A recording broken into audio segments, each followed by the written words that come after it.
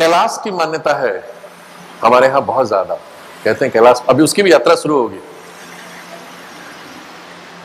आपको एक बड़ा इंटरेस्टिंग बात बताऊं, मुझे भी कुछ दिन पहले ही पता चला, दुनिया में सारे पर्वतों पे, सारे पहाड़ों पे लोग जा चुके हैं, कैलाश पर आज तक कोई नहीं चढ़ पाया। लगभग 32,000 से ज्यादा एक्सपेडिशंस हुए उसके ऊपर, एक भी सक्सेस नहीं है, और लगभग 16,000 से ज्यादा लोगों ने कैलाश पे चढ़ने के लिए अपनी जान गंवाई। और आज कैलाश को देख के जब उसकी मैपिंग होती है तो कैलाश को देख के लगता है कि वो मैन मेड है, it's not created by God. हम कहते हैं शिव का वहां वास है। मैं गया हूं, मैं कैलाश 6-7 बार गया वहां पे। उस जगह में 6-7 ताल है, उसमें से एक ताल जो बहुत इंपॉर्टेंट है, मानसरोवर। एक है राक्षस ताल, उसके बारे में कहते हैं वो रावण ने उसको स्थापित किया। एक का पानी मीठा है, दूसरे का नमकीन है, और मुझे लगता है डिफरेंस शायद 3 किलोमीटर से ज्यादा का नहीं होगा। कैलाश की तरफ जाने से पहले मैं अमूमन जाता था, मैंने ये कहानी एक बार इनको भी सुनाई थी। मैं बड़ा परेशान था, मैं हमेशा जाता था वो अमरनाथ की तरफ। शिव ने पार्वती को अमृतों का ज्ञान दिया। भाई अमृतों का ज्ञान दिया तो अमरनाथ लोग जा रहे हैं, मैं भी जाता था, बहुत गया, मुझे तो नहीं मिला। फिर मैंने खोजना शुरू किया, अमृतों का ज्ञान क्या दिया।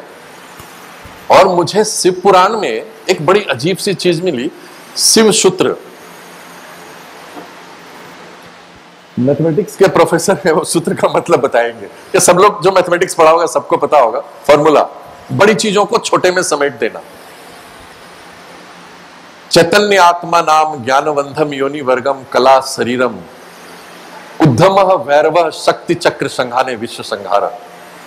शिव ने पूरे ब्रह्मांड को, पूरे यूनिवर्स को इस छोटे से सूत्र में समेट दिया। अमृतों का मतलब जीवन मरण से नहीं था, ये बहुत बाद में समझ में आया।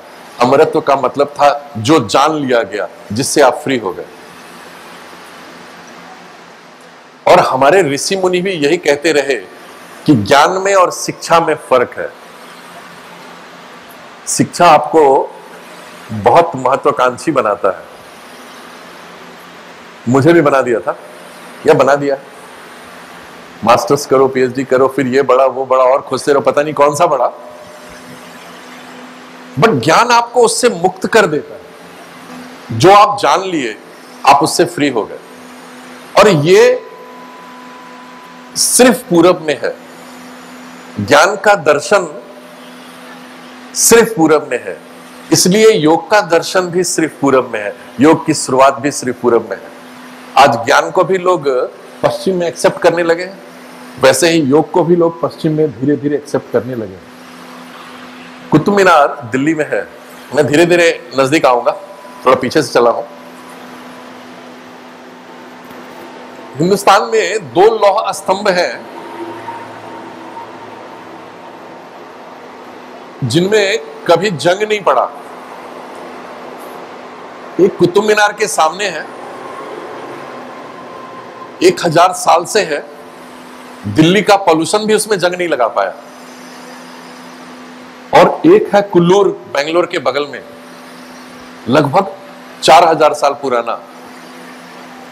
जंग रहित आयरन बनाने की परंपरा सिर्फ और सिर्फ हमारे पास थी, वैसे ही जैसे जिंक की परंपरा थी।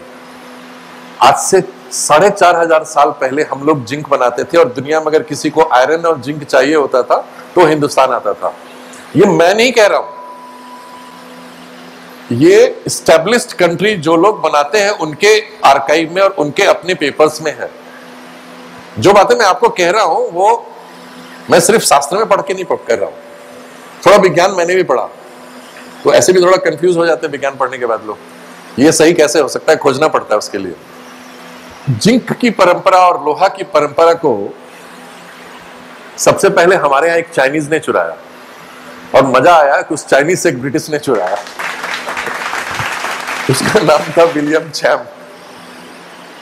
1543 में सबसे पहले इंग्लैंड में जिंक की डिस्टिलरी लगी। पहली डिस्टिलरी दुनिया में जिंक की इंग्लैंड में लगी।